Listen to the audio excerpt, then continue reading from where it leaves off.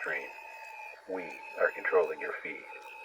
Sit quietly and experience the awe and mystery from the outer limits of the open road.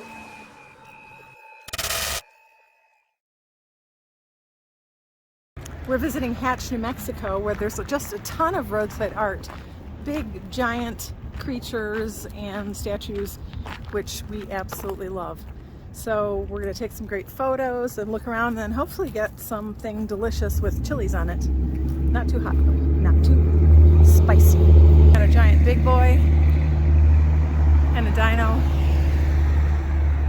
and a car with a chili pepper on it.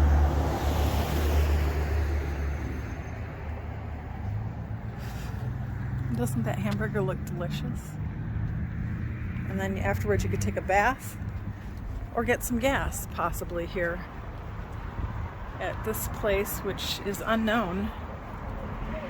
Not really stocking their soda fountain right now.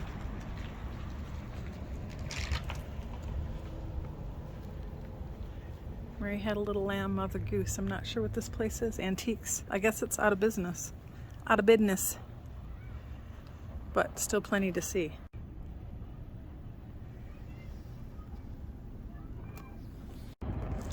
This little guy's missing an arm. That's so sad.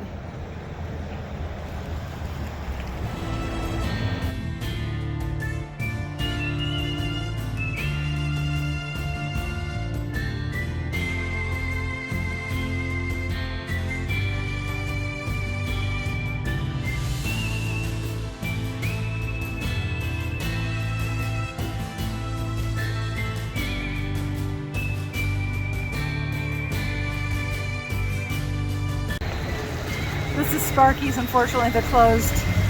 Could not be more bummed because it's supposed to be very cool inside. Lots of cool stuff in there.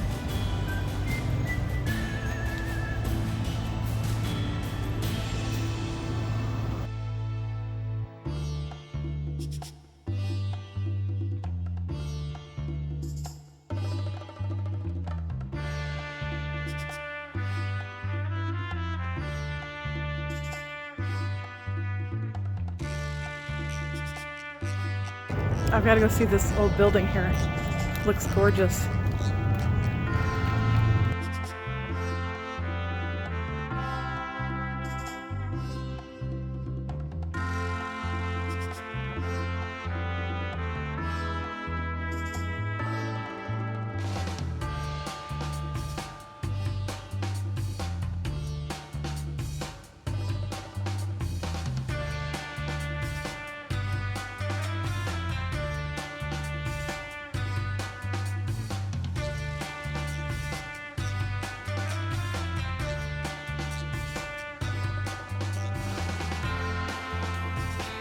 We're driving around Hatch, New Mexico. We're going to check out some of the chili places, but we're hoping that they have chili that's not hot. Is that a thing? That's not a thing. How do you drive around Hatch? I mean, it's like a half-mile long. Right. One road. Yeah. Well, yeah, it's not a very big town, I will say that. But lots of chili themed things, but we can't take the hot. We can't take the spicy. We're not spicy. About 185 miles south of Albuquerque lies the tiny town of Hatch. Who hasn't heard of the immensely popular Hatch chili? Some people love them so much they've coined the term Hatch heads to describe them. Located in the fertile Rio Grande Valley, the Hatch Valley is perfectly suited to growing chili peppers, which require a long growing season. Here seeds can be planted directly in the warm soil. The term Hatch chilies actually refers to a variety of chilies grown in the Hatch Valley rather than to a single variety. And these are known for their relatively mild, spicy sweet flavor and crisp texture. I'd like to tell you we tried them while we were here, but we chickened out. We did talk with one of the shop owners whose family was one of the first to grow peppers here, and I learned a few things, like all peppers kind of look the same, but they're most definitely not. They are labeled mild, medium, and hot in most places, but some farms further separate them into subcategories. But the heat is dependent on the variety, and they all look the same to me, so be sure to check the label before you buy.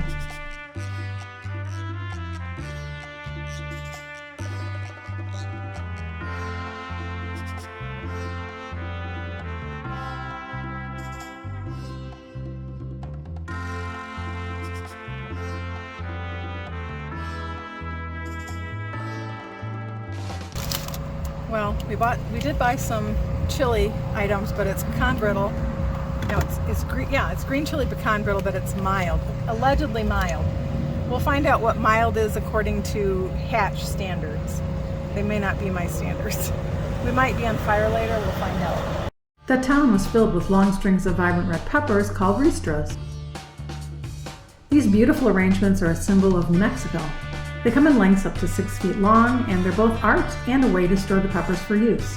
All around town, people were buying big bags of dried chilies for making their own sauces for tamales, enchiladas, and other local specialties.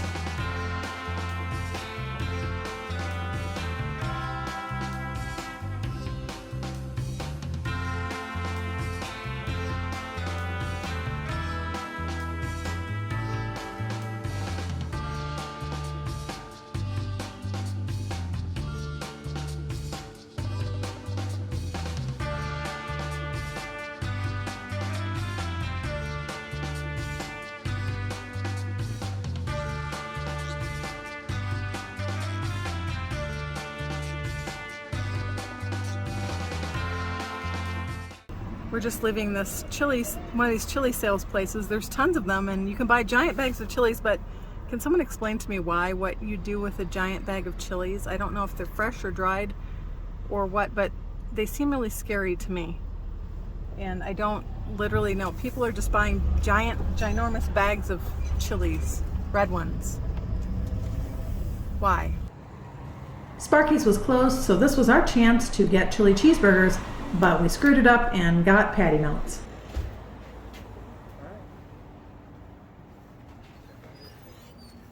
Thank you so much. Appreciate it. Looks fantastic. Turns out there were even more giant things to be had on our way out of town. There was this giant hot dog, and then this muffler man holding both an ice cream cone and a hamburger, which somehow got more disturbing the longer we looked at it. There was something not quite right about this fellow. Maybe it was his high waiters, maybe it was the aggressively strong jaw and the cleft chin, maybe it was just that look on his face, but most likely I think it was really just this ice cream cone giving me the side eye.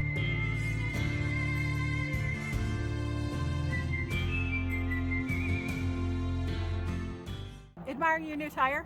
Yeah, That is a sweet, sweet tire, sir. I have to wash it off.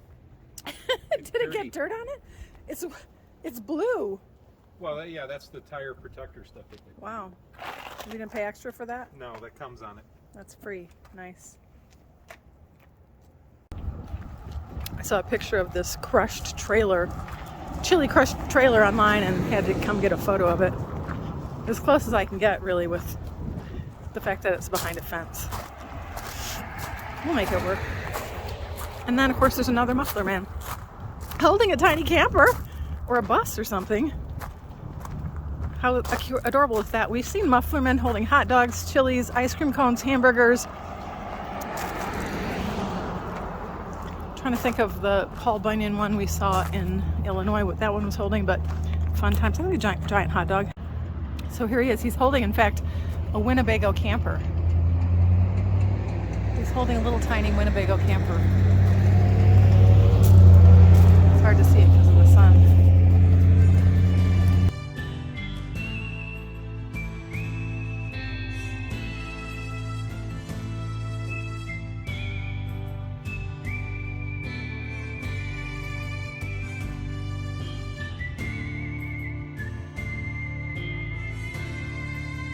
For some reason, Colonel Sanders is in jail there. He's just sitting back there next to a very nice car, old car.